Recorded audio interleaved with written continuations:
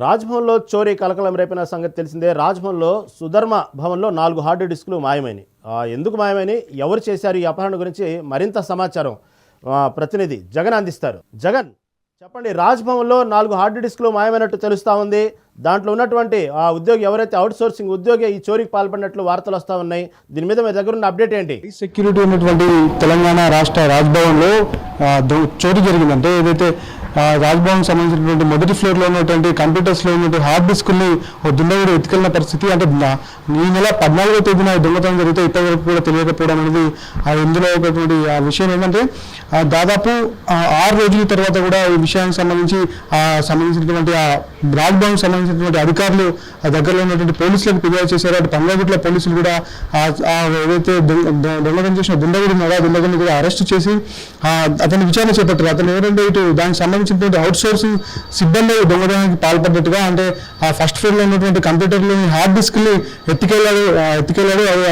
ఏదైతే ఆ రాజ్భవన్లో విధులు నిర్వహిస్తున్నటువంటి అవుట్ సోర్సింగ్ సిబ్బంది ఎందుకు ఈ హార్డ్ డిస్క్ని దొంగతనం చేశాడు, హార్డ్ డిస్క్లు దొంగతనం చేయాల్సిన అవసరం ఏమొచ్చింది అతనికి, ఎందుకని రాజ్భవన్లో ఉన్నటువంటి హార్డ్ డిస్క్ని దొంగతనం చేశాడన్న కోణాల్లో కూడా ఇటు ఆ పంజాగుట్ట పోలీసులు విచారణ చేపడుతున్నారు. దాంతోపాటు అంటే హై సెక్యూరిటీ, ఇటు తెలంగాణ రాజ్భవన్ అంటే కూడా ఎంతో సెక్యూరిటీ ఉంటుంది. నిత్యం వందలాది మంది కూడా ఇటు గవర్నర్ని కలిసేందుకు సందర్శకులు వస్తూ ఉంటారు. అంటే ఈ నేపథ్యంలో ప్రతి ఒక్కరిని కూడా చెక్ చేసి హై సెక్యూరిటీ కల్పిస్తూ ఆ చెకింగ్ చేసిన తర్వాతే లోపలికి పంపిస్తారు. అంటే లోపలికి వెళ్ళిన వారిని ఎంత చెకింగ్ చేస్తారో బయటకు వచ్చేవారిని కూడా ఆ రకంగానే చెకింగ్ చేస్తారు. అంటే ఇట్లా ఇంత సెక్యూరిటీ ఉన్నటువంటి ఆ రాజ్భవన్లో దొంగతనం జరగడం, అంటే ఒక వ్యక్తి హార్డ్ డిస్క్లు తీసుకొని బయటకు వస్తున్నా కూడా అతన్ని అసలు కనిపెట్టలేకపోయారు. ఎంత ఇటు సెక్యూరిటీ ఏదైతే ఆ అధికారుల నిర్లక్ష్యం కూడా దీనిలో కొట్టొచ్చినట్టు కనిపిస్తుంది అంటూ కూడా ఇటు కొంతమంది అంటే ప్రజలైతే ఏమిటో ప్రతిపక్ష పార్టీలకు సంబంధించిన నాయకులు కూడా దీనిపైన విమర్శలు కూడా చేపడుతున్నారు. దాంతోపాటు అంటే కొన్ని ఆరోపణలు కూడా వస్తున్నాయి. అంటే ఇంత హై సెక్యూరిటీ ఉన్నటువంటి ఈ రాజ్భవన్లో దొంగతనం జరిగింది. ఇది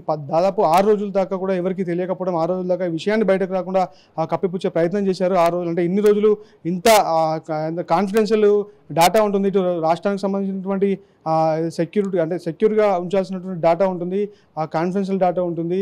ఇంత పెద్ద రాజ్భవన్లో, ఇంత సెక్యూరిటీ ఉన్నటువంటి రాజ్భవన్లో ఒక గవర్నర్ ఉన్నటువంటి నివాసంలో కూడా ఒక దొంగ లోపలికి వెళ్ళి అక్కడ ఉన్నటువంటి హార్డ్ డిస్కుల్ని తీసుకొని వచ్చాడు. దాన్ని అటు 6 రోజుల దాకా దీన్ని పబ్లిక్ తెలియకుండా కూడా దాచిపెట్టారు. అంటే ఎందుకు ఇట్లా జరుగుతున్నటువంటి నేపథ్యంలో కూడా ఇటు అధికారులు ఎందుకు దీనిపైన స్పందించలేదు, అంటే అధికారులు కూడా ఇప్పటివరకు ఎందుకు చర్యలు తీసుకోవాలంటే 6 రోజుల తర్వాత దొంగను పట్టుకున్నప్పటికీ అంటే హార్డ్ డిస్క్లో ఉన్నటువంటి డేటా దుర్వినియోగమైనటువంటి పరిస్థితి ఇక్కడ ఉంటుంది. 6 రోజులు అంటే చాలా సమయం. ఈ సమయంలో ఆ డేటాను తను ఏమైనా చేయగలంటే ఎవరికైనా షేర్ చేసి ఉండే అవకాశాలు ఉన్నాయన్న నేపథ్యంలో కూడా ఇటు అంటే ఆ అనుమానాలతో కూడా ఇటు ఆ పోలీసులు ఏదైతే విచారణ చేపడుతున్నారంటే హార్డ్ డిస్క్లో ఉన్నట్టు అంటే హార్డ్ డిస్క్లు ఎందుకు దొంగతనం చేశాడు, ఇటు అవుట్ సోర్సింగ్ సిబ్బందిని తెలుస్తున్న నేపథ్యంలో అంటే ఆ చెకింగ్ విషయంలో ఇటు అంత సెక్యూరిటీ ఉన్నటువంటి ఆ రాజ్భవన్లో అంటే అతన్ని చెక్ చేయలేదా, ఎట్లా ఈ దొంగతనం పాసిబుల్ అయింది అన్న ఆ కోణాల్లో కూడా ఇటు పోలీసులు దర్యాప్తు చేపడుతున్నారు. అంటే దీని వెనుక ఇంకేమైనా కుట్రకోణం దాగి ఉందా, ఇటు హార్డ్ డిస్క్లకు సంబంధించి అంటే రాష్ట్రానికి సంబంధించినటువంటి కాన్ఫిడెన్షియల్ డేటా అంతా కూడా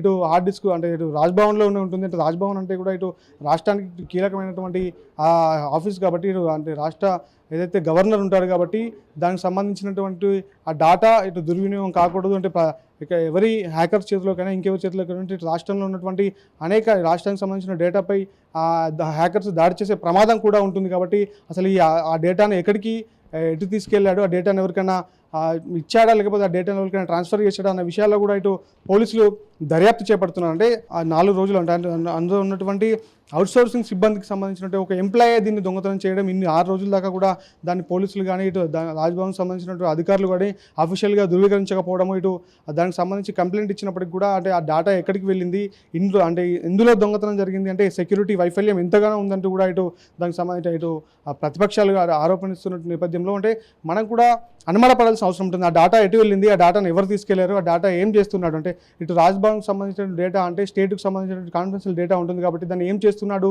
అసలు ఆ డేటాను ఎక్కడికి తీసుకెళ్లాడు అని కూడా ఇటు అనుమానాలు వస్తున్న నేపథ్యంలో సెక్యూరిటీ వైఫల్యాన్ని కూడా ఇటు మనం తప్పుపట్టాల్సిన అవసరం కూడా ఉంటుంది. అంటే దానికి సంబంధించి ఆ డేటాను ఎక్కడ స్టోర్ చేశాడు, లేకపోతే ఆ డేటాను దేనికోసం తీసుకెళ్లాడు, అసలు తానే తీసుకెళ్లాడా, దీనికి సంబంధించి ఏమన్నా కుట్రకోణం దాగి ఉందా అన్న అనుమానాలు కూడా వస్తున్నాయి. రహీం, జగన్ మీరు చెప్పినట్టుగానే దీని వెనక ఏ కోణం ఉందని పక్కన పెడితే ఇటీవలి కాలంలో చూస్తున్నాం మనం దాదాపుగా ఆపరేషన్ సింధూర్ తర్వాత ఎవరైతే యూట్యూబర్ జ్యోతి మల్హోత్రా లాంటితో పాటు అనేక మంది పాక్కి గూఢాచారంగా పనిచేస్తూ ఉన్నారు. ఇటువంటి సమయంలో ఇలాంటివి హార్డ్ డిస్క్లు మాయమవటం పట్ల దీని వెనక ఏమన్నా రాజకీయ కోణాలు ఉన్నాయా? ఎటువంటి దురుద్దేశం ఉంది? ఇప్పటికే పంజగుట్ట పోలీసులు ఆ నిందితుల నుంచి ఏమైనా సమాచారం రాబట్టారా? అదే అంటే ఏం చేస్తున్నారు ఇప్పుడు దేశంలో ఒక క్లిష్ట పరిస్థితి ఏదైతే నెలకొన్న నేపథ్యంలో దానికి సంబంధించి ఈ రాజ్భవన్లో ఈ డేటా చోరీ జరిగింది. అంటే డేటా అంటే ఇటు దేశానికి సంబంధించి కానీ రాష్ట్రానికి సంబంధించి కానీ ఇటు కాన్ఫిడెన్షియల్ డేటా ఉంటుంది. దాని ద్వారా ఏమైనా చేయొచ్చు. ఒకవేళ ఇప్పుడు టెక్నాలజీ ఇంతగా అభివృద్ధి చెందినటువంటి ఈ సమయంలో ఆ డేటా కనుక హ్యాకర్స్ చేతికి వెళ్ళినా దానికి ఇంకా వేరే ఇటు శత్రు దేశాల చేతికి వెళ్ళినా ఒక ఇంకా ఇబ్బంది ఉంటుంది నేపథ్యంలో దానికి సంబంధించి అంటే ఆ డేటా ఎవరికి ఇచ్చాడు, ఆ డేటాను ఎందుకు కేవలం హార్డ్ డిస్క్లనే దొంగతనం చేశాడు, హార్డ్ డిస్క్లు అంటే అవుట్సోర్సింగ్ సిబ్బందిని ఎవరు ఇన్ఫ్లుయెన్స్ చేశారు, దాంట్లో పనిచేసే సిబ్బంది కనుక అనుమానం ఉండదు కాబట్టి అతను ఎవరిని ఇన్ఫ్లుయెన్స్ చేశారు, అసలు ఆ డేటా ఎవరికి అవసరం ఉంటుంది, ఆ డేటా ఎందుకు తీసుకెళ్లాడు అన్న దానిపైన కూడా ఇటు ఆ పంజాగుట్ట పోలీసులు విచారణ చేపడుతున్నారు. అంటే ఈ డేటా ఇప్పుడు కాన్ఫిడెన్షియల్ డేటా కాబట్టి ఆ డేటాను ఇటు దాని ద్వారా ఇటు రాష్ట్రానికి కానీ ఇటు దేశానికి కానీ సెక్యూరిటీకి సంబంధించినటువంటి అనేక ఇబ్బందులు తలెత్తాయి. ఫ్యూచర్లో ఇంకా దీని ద్వారా ప్రాబ్లమ్స్ కూడా అంటే ఇటు రాష్ట్రం కూడా ఇటు దేశం కూడా ప్రాబ్లమ్స్ ఫేస్ చేసే పరిస్థితి కూడా నెలకొంటుంది. కాబట్టి ఈ డేటా అసలు తను ఎవరికి ఇచ్చారన్న కోణంలో కూడా ఇటు పోలీసులు దర్యాప్తు చేపడుతున్నారు. ఇప్పుడు ఎవరైతే అవుట్సోర్సింగ్ ఉద్యోగి ఉన్నారో కేవలం అతని ఒక్కడి సహకారంతోనే ఈ చోరీ జరిగిద్ది అనేది అంత పాసిబుల్ కాదు. ఎందుకంటే అంత పెద్ద ఎవరైతే రాజ్భవన్లో అంత ఈజీ కాదు చేయడం అనేది చోరీ. అంటే అవుట్సోర్సింగ్ ఉద్యోగికి ఎవరైనా సహకారం అందించారా, తోటి ఉద్యోగులు కానీ అక్కడ ఉన్నటువంటి ఎవరైతే ఉన్నారో స్టాఫ్ అందించారా, అటువంటి విషయాలు ఏమైనా బయటకు వచ్చినాయా? కేవలం అవుట్సోర్సింగ్ ఉద్యోగి ఒక్క పేరే బయటకు వచ్చిందా? అంటే అవుట్సోర్సింగ్ సంబంధించిన ఉద్యోగి పేరు కూడా ఇటు పోలీసులు బయట పెట్టలేదు కదా. అంటే ఇది మీరు దానికి ఏదంటే అంత కాన్ఫిడెన్షియల్ ప్లేస్లో ఒక్క వ్యక్తితోనే ఈ దొంగతనం అనేది పాసిబుల్ కాదు. అంటే అతనికి ఎవరు సహకరించారు అన్నటువంటి ఆ అనుమానంలో కూడా ఇటు పోలీసులు దర్యాప్తు చేపడుతున్నారు. కానీ దానికి సంబంధించిన దర్యాప్తుకు సంబంధించిన పూర్తి వివరాలు కూడా పోలీసులు బయట పెట్టలేదు. ఇంకా దర్యాప్తు కొనసాగుతుందంటే ఈ అంత కాన్ఫిడెన్షియల్ అంటే అంత సెక్యూరిటీ ఉన్నటువంటి హై సెక్యూరిటీ ఉన్నటువంటి ప్లేస్లో దొంగతనం చేయడం అనేది ఒక్క వ్యక్తి వల్ల అంత ఈజీ కాదు. అంటే అందులోనూ అతను అవుట్సోర్సింగ్ సంబంధించిన వ్యక్తి కాబట్టి తనకి ఇంకెవరైనా ఉండవచ్చు అన్నటువంటి అనుమానం కూడా ఇటు పోలీసులు వ్యక్తం చేస్తున్నారు. అంటే ఎవరు సహకరించారు, దీని వెనుక ఇంకెంతమంది ఉన్నారు, అసలు ఈ డేటాను ఎందుకు దొంగతనం చేయాలని ప్రయత్నించారు, ఇది వాళ్ళకు కలిగినటువంటి ఆలోచనైనా వారి వెనకాల ఎవరైనా ఉండి ఈ డేటాను దొంగలించి తీసుకురావాలంటూ వాళ్ళకి ఎవరైనా సూచనలు చేశారా, ఇంకా దీనికి సంబంధించి ఎటువంటి కుట్ర కోణాలు ఉన్నాయి అన్నటువంటి విషయాలపై కూడా ఇటు పోలీసులు దర్యాప్తు చేస్తున్నారు.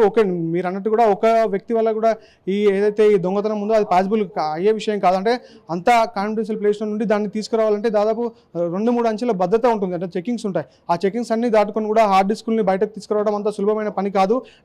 తనకు ఇంకెవరో సహకరించి ఉంటారు అన్నటువంటి అంటే ఆ అనుమానంలో కూడా ఇటు పోలీసులు దర్యాప్తు చేస్తున్నారు.